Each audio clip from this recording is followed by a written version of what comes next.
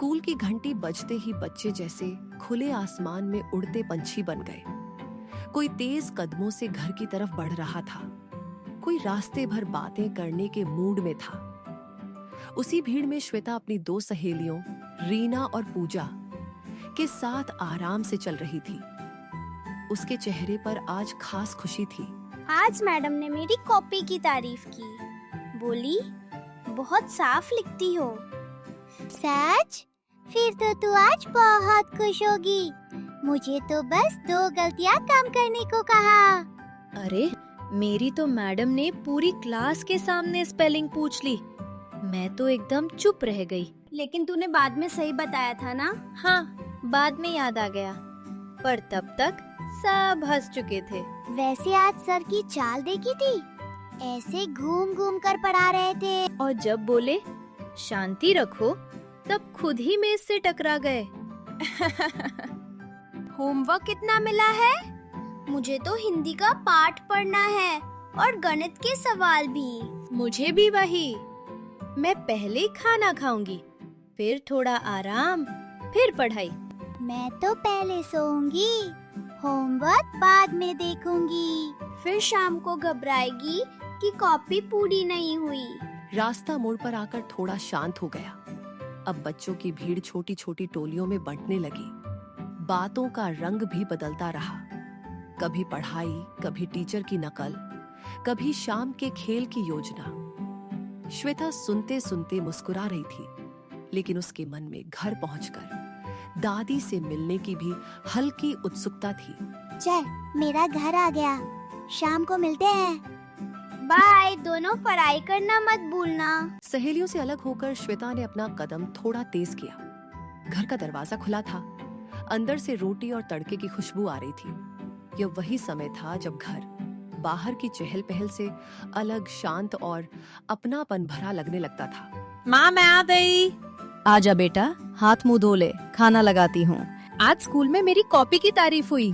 अच्छा, फिर तो पहले मुझे कॉपी दिखाना। दिखाऊंगी। दादी कहाँ है? अपने कमरे में है। थोड़ी देर पहले माला रखकर बैठी थी।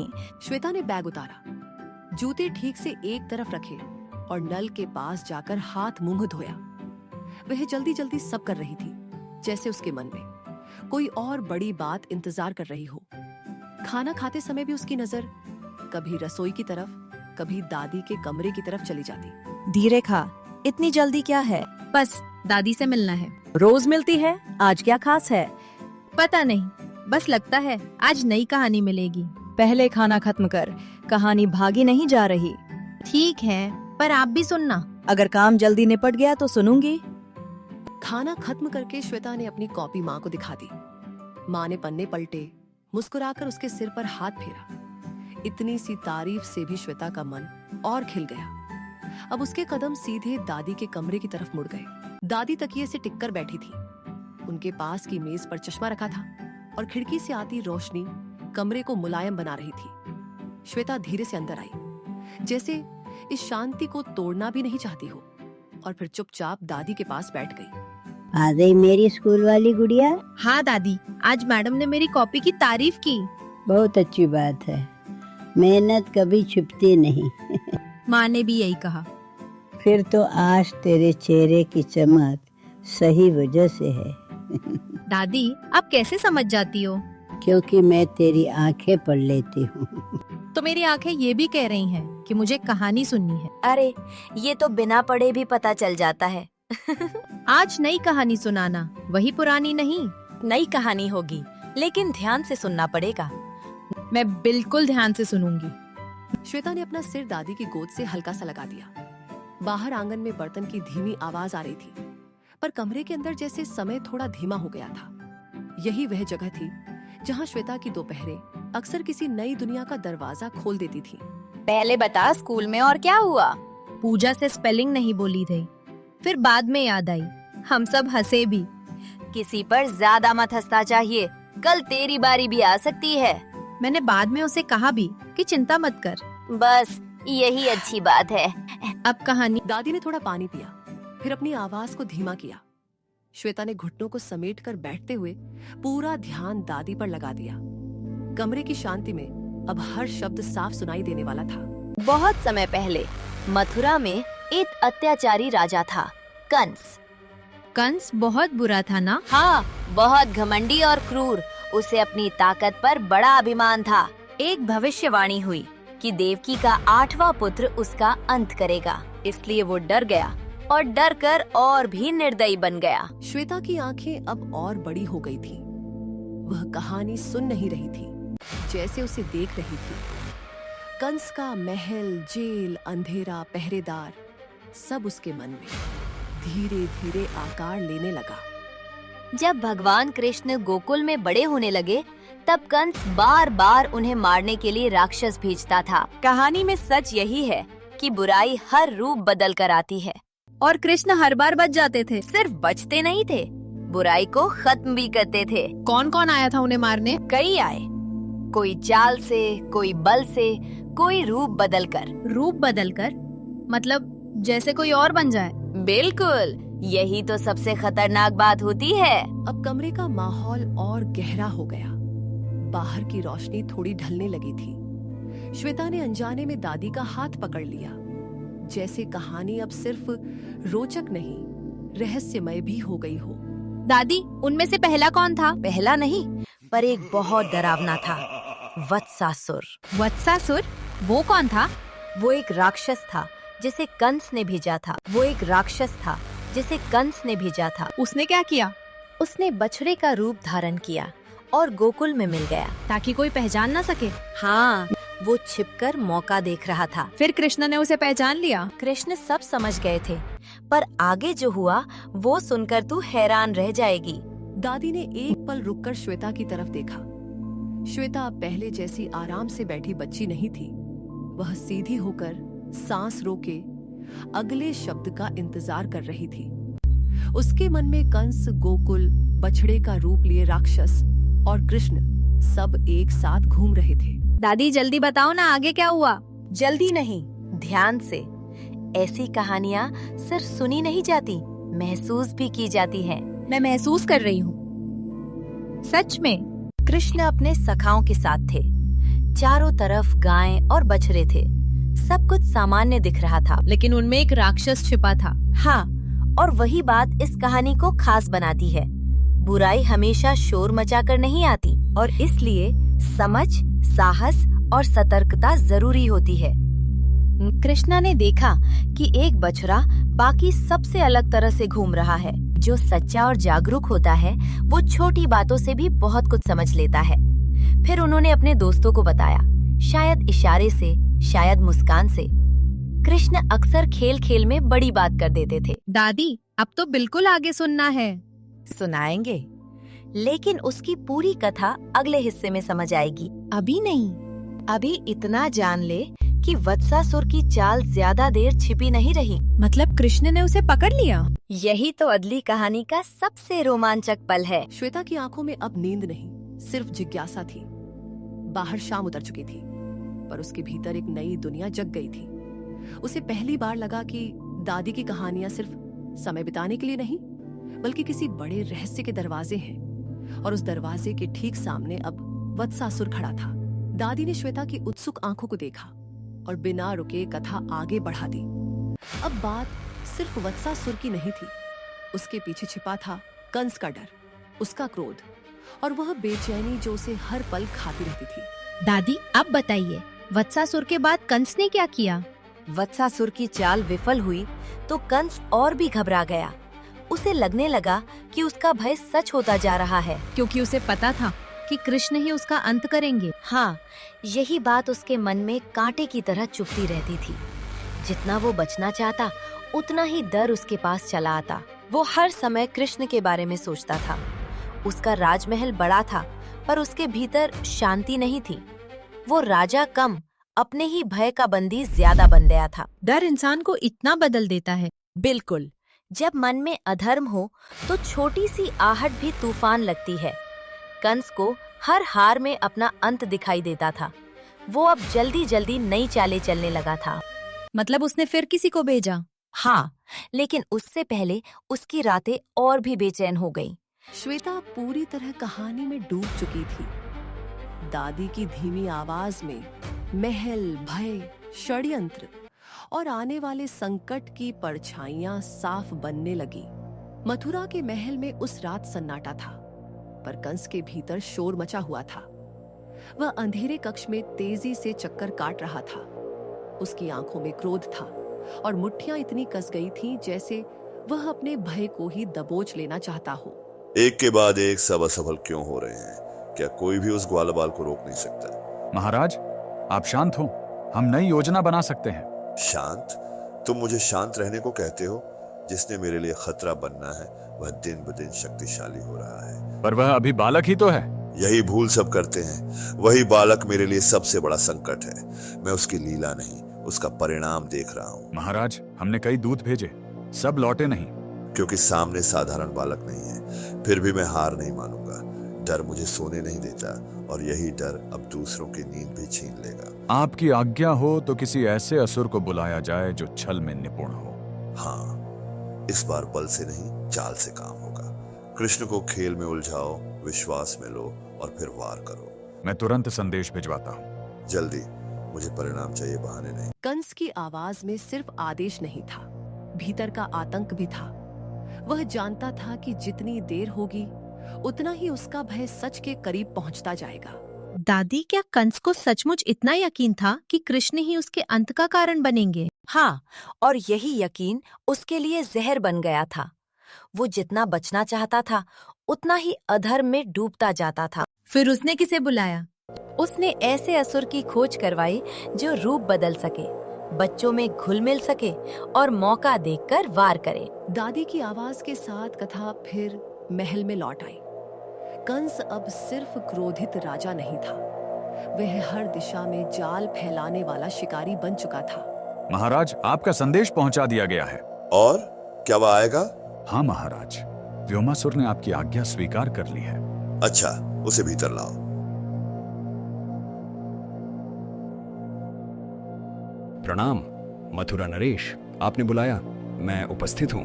मैंने तुम्हारी चतुराई के बारे में बहुत सुना है। कहते हैं तुम भीड़ में ऐसे घुल जाते हो कि पहचानना मुश्किल हो जाता है। यही मेरी शक्ति है। जहाँ बल काम न करे वहाँ भ्रम रास्ता बना देता है। तो सुनो, वृंदावन जाओ। वहाँ कृष्ण और उसके सखा खेलते हैं, हंसते हैं, निश्चिंत रहते हैं। उसी निश्चिंतता को उनके खिलाफ इस्तेमाल करो। क्या आप चाहते हैं कि मैं सीधे कृष्ण पर आक्रमण करूं? नहीं, पहले उसके साथियों को अलग करो, खेल को जाल बनाओ। जब चारों ओर भ्रम फैले तब कृष्ण अकेला पड़ेगा।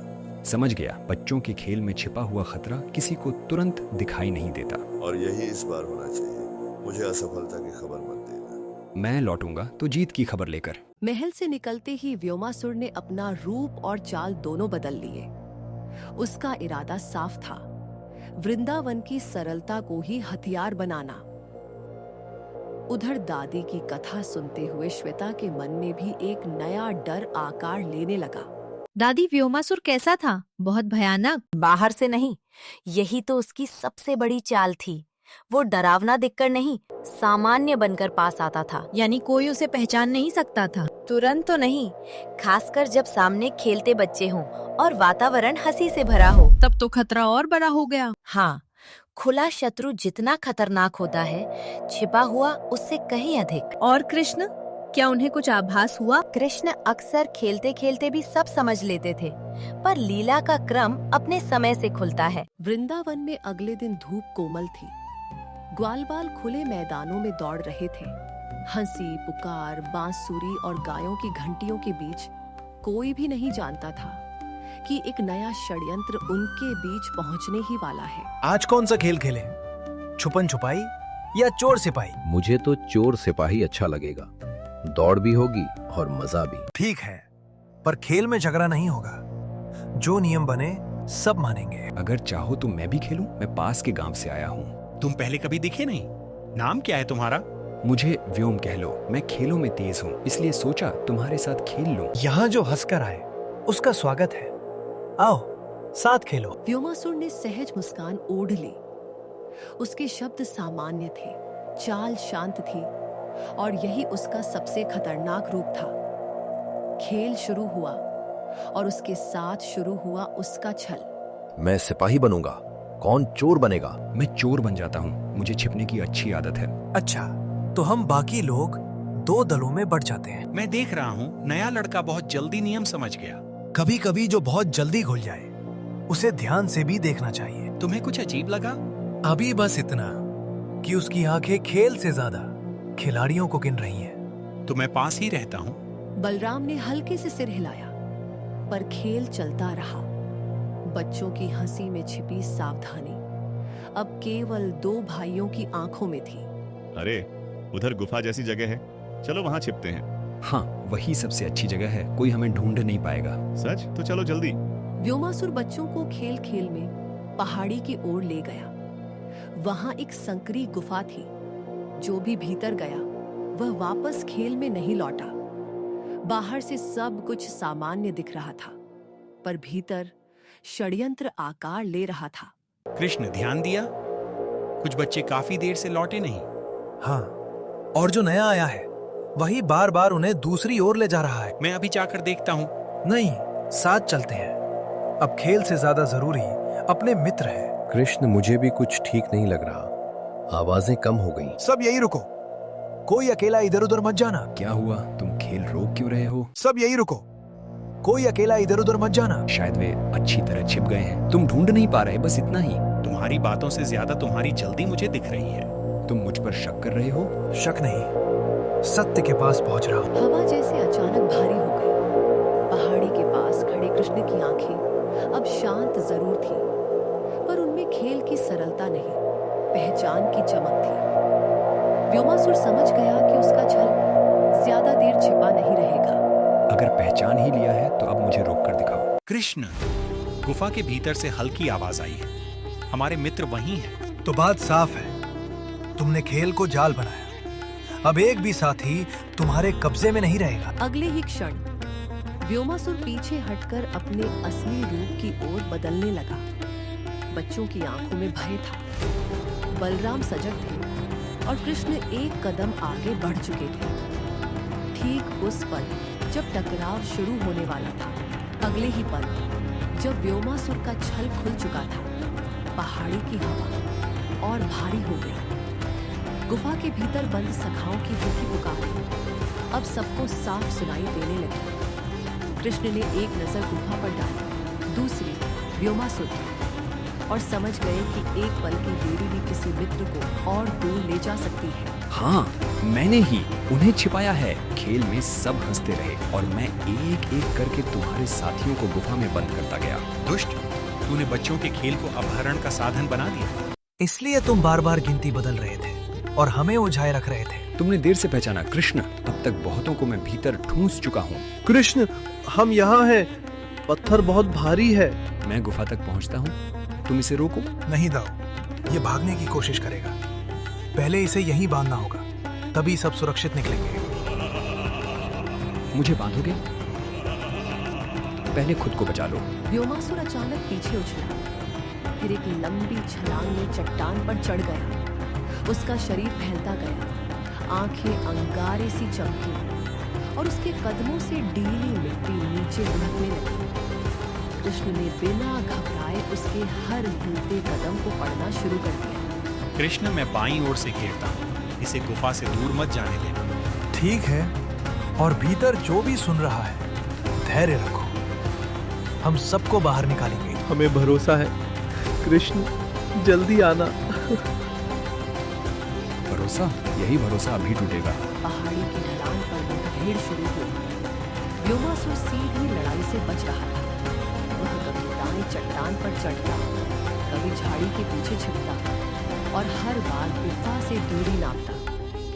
कृष्ण समझ गए कि उसका लक्ष्य जीतना नहीं, समय खींचना है, ताकि भीतर बंद बच्चे और कमजोर पड़ जाएं। तुम लड़ नहीं रहे, बस मौका ढूंढ रहे हो। क्या फिर किसी को और भीतर धकेलना चाहता है? जो डराता है वही जीतता है, और तुम्हारे मित्र अब भी मेरे डर में बंद हैं। बड़ी बातें बाद में करना, पहले मुझे पकड़ कर दिखाओ। पकड़ना कठिन नहीं, कठिन ये है कि तुम्हें भागने का एक भी रास्ता ना मिले। व्योमासुर ने झटके से एक बड़ा पत्थर लुढ़काया। पत्थर सीधे कृष्ण की ओर आया, लेकिन कृष्ण एक हल्के मोड़ से बच गए। उसी क्षण बलराम ने दूसरी ओर से रास्ता काट लिया। अब दानव पहली बार सचमुच घिरता दिखा। तो मैं ऊपर से निकल जाऊंगा। ऊपर भी देख लो, मैं यही हूँ। तुम दोनों मुझे रोक लोगे, पर गुफा का पत्थर कौन हटाएगा? पहले तुम्हारी शक्ति तोड़ेंगे, फिर पत्थर भी हटेगा। सांस लेना मुश्किल हो रहा है। कृष्ण, देर नहीं करनी चाहिए। बस एक सही क्षण चाहिए। कृष्ण की आंखें अब व्योमासुर के चेहरे पर नहीं, उसके पैरों की दिशा पर थी। हर छलांग से पहले उसका कंधा हल्का झुकता था। वही उसकी आदत थी, वही उसकी धूल बनने वाली थी। हट जाओ कृष्ण, नहीं तो मैं इस पूरी ढलान को गिरा दूंगा। ढलान गिराने से पहले तुम्हें स्थिर खड़ा होना पड़ेगा, और तुम अब स्थिर रह ही नहीं पा रहे। तुम मुझे थका समझ रहे हो? मैं तुम्हें घबराया हुआ देख रहा हूँ। यह सुनते ही व्योमासुर गर्जा और पूरी ताकत से कृष्ण पर झपटा। कृष्ण ने सीधे टकराने के बजाय उसके वेग को मोड़ा। दानव का संतुलन एक पल को बिगड़ा और वही पल कृष्ण ने पकड़ लिया। उन्होंने उसकी भुजा जकड़ ली। छोड़ो मुझे। जिन बच्चों को तुमने बंद किया है, उनकी पुकार सुनो। यही तुम्हारे लिए उत्तर है। कसकर पकड़े रहो कृष्ण, ये फिर छल करेगा। मैं पर्वत सा भारी हूँ, मुझे रोक नहीं सकते। भारी वो नहीं जो शरीर से बड़ा हो, भारी वो होता है जिसके ऊपर अन्याय का बोझ हो। कृष्ण ने उसे घुमाकर चट्टान से दूर खींचा। व्योमासुर ने छूटने के लिए रूप और आकार बदलने की कोशिश की, पर पकड़ ढीली नहीं हुई। बलराम भी ऊपर आ पहुंचे और दोनों ओर से उसे जकड़ लिया। अब दानव की फुर्ती उसकी कैद बन चुकी थी। अब बोल, गुफा का मुहाना किस तरह खुलता है? मैं कुछ भी नहीं बताऊंगा। बताना पड़ेगा, क्योंकि अब भागना संभव नहीं। और अगर मैं चुप रहा तो? तब भी हम पत्थर हटाएंगे और तुम्हारा छल सबके सामने टूटेगा। कृष्ण, रोशनी की एक रेखा दिख रही है। अच्छा है, इसका मतलब रास्ता पूरी तरह बंद नहीं है। सब लोग पीछे हट जाओ। जो मुहाने के पास है वो दीवार से लगकर खड़ा हो जाए। हम पीछे हो गए हैं, पर बहुत अंधेरा है। डरो मत, पत्थर अभी हिलेगा। दाऊ, नीचे का हिस्सा पहले उठाते हैं। ऊपर से धक्का दोगे तो ये और अटक जाएगा। ठीक कहा, एक साथ जोर लगाते हैं। और जोर कृष्ण, बस थोड़ा और।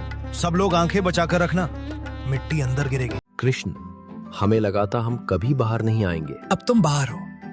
पहले गहरी सांस लो। उसने हमें खेल खेल में अलग किया, हमें समझ ही नहीं आया। अब सब समझ आ गया है, आगे से कोई अकेला नहीं जाएगा। अभी भी दो साथी भीतर कोने में हैं। वे डर के मारे आगे नहीं आ रहे। मैं अंदर तक आता हूँ, कोई भी पीछे नहीं छूटेगा। कृष्ण झुककर गुफा के भीतर गए। थोड़ी ही देर में वे दो कांपते सखाओं को सहारा देकर बाहर लाए। सभी सखा बाहर आ चुके थे। व्योमासुर अब पराजित पड़ा था और पहाड़ी पर फैली अफरा तफरी धीरे धीरे शांत हो रही थी। पर कहानी यहीं शांत नहीं हुई। जैसे ही दादी ने यह मोड़ सुनाया, श्वेता के मन में एक दूसरा सवाल उठ खड़ा हुआ। इतना बड़ा छलखेल में छिपा रहा तो क्या हर मुस्कुराता चेहरा सचमुच भरोसे के योग्य होता है?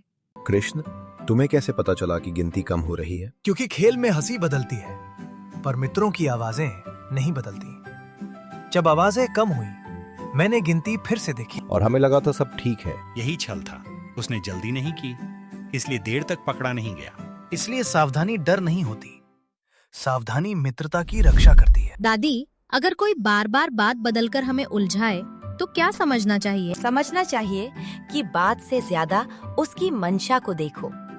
जो सच में साथ होता है वो स्पष्ट रहता है। और अगर कोई दोस्त बनकर ही धोखा दे, तब आंखें बंद करके भरोसा नहीं, खुले मन से परख जरूरी है। कृष्ण ने भी पहले देखा, फिर पहचाना, फिर कदम उठाया। दादी, अगर मुझे भी किसी पर शक हो रहा हो तो क्या पहले पूछना चाहिए या चुपचाप देखना चाहिए? पहले घबराना नहीं चाहिए, ध्यान से देखो, बातों को जोड़ो और फिर सही समय पर सवाल करो। मतलब सिर्फ एहसास काफी नहीं होता? नहीं, पर एहसास को अनदेखा भी नहीं करना चाहिए। कई बार वही पहली घंटी होता है। श्वेता, सीधी घर आना, और अगर कुछ अजीब लगे तो अकेले मत संभालना, समझी? जी दादी, मैं ध्यान रखूंगी। नेहा, रुको, धीरे चलो। क्या हुआ? मेरी मम्मी तो उधर नहीं दिख रही। मुझे बस कुछ ठीक नहीं लग रहा।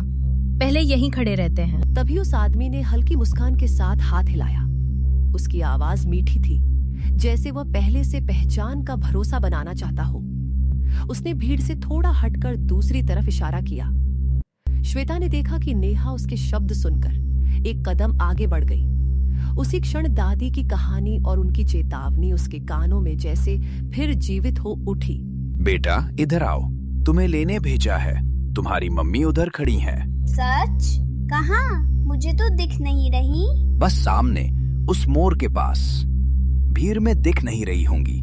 चलो मैं ले चलता हूँ। आपने किसने भेजा है? नाम बताइए। अरे घर वाले ही हैं। देर हो रही है, बच्ची को आने दो। नेहा पीछे आओ अभी। पर अगर ये सच बोल रहे हो तो? अगर सच बोल रहे हैं तो नाम बताएंगे और स्कूल गेट के अंदर ही रुकेंगे। तुम बेकार डर रही हो। मैं अंकल हूँ, चलो जल्दी। हम इन्हें नहीं जानते। गार्ड अंकल इधर आइए, ये आदमी हमें ले जाने की बात कर रहा है। मैं इन्हें नहीं जानती। मैंने इन्हें पहले कभी नहीं देखा। अरे गलत समझ रही है, मैं तो बस मदद कर रहा था। मदद करने वाले पहले स्कूल में पूछते हैं, बच्चों को अलग नहीं बुलाते। क्या बात है यहाँ? साफ साफ बताओ। ये अंकल नेहा को कह रहे थे कि उसकी मम्मी ने भेजा है, पर नाम नहीं बता रहे। बच्ची, तुम पहचानती हो इन्हें? नहीं, बिल्कुल नहीं। रहने दीजिए, मुझे देर हो रही है, गलती हो गई। कोई कहीं नहीं जाएगा। पहले बताइए आप किस बच्चे के लिए आए हैं? मैंने कहा ना, गलतफहमी है। मैं किसी और को समझ बैठा। किसका नाम पूछा था आपने? बोलिए। मुझे नाम याद नहीं, बस पहचान में गलती हुई। बच्चों को नाम बिना, पहचान बिना भीड़ से अलग बुलाना गलती नहीं, बहुत बड़ी बात है। उसने कहा था मम्मी मोड़ पर खड़ी हैं। और जब मैंने नाम पूछा तो इन्होंने बात घुमा दी। गार्ड ने स्कूल दफ्तर में खबर भेजी और किसी ने स्थानीय पुलिस चौकी को फोन कर दिया। फोन कर दिया है। पुलिस आने तक आप यहीं खड़े रहिए। आप लोग बात को बढ़ा रहे हैं। बात आपने शुरू की थी, बच्चियों को बहला रहे थे। श्वेता, अगर तुम नहीं रोकती तो मैं शायद चली जाती। अब कुछ नहीं होगा, तुम यहीं हो, बस यही जरूरी है। कुछ ही मिनटों में नेहा की माँ भी घबराई हुई वहाँ पहुँची। नेहा उन्हें देखते ही दौड़कर लिपट गई। नेहा, तुम ठीक हो ना? क्या हुआ यहाँ? मम्मी, ये आदमी मुझे अपने साथ ले जाने को कह रहा था। हे भगवान, श्वेता तुमने रोका? मैंने बस पूछा, फिर गार्ड अंकल को बुला लिया।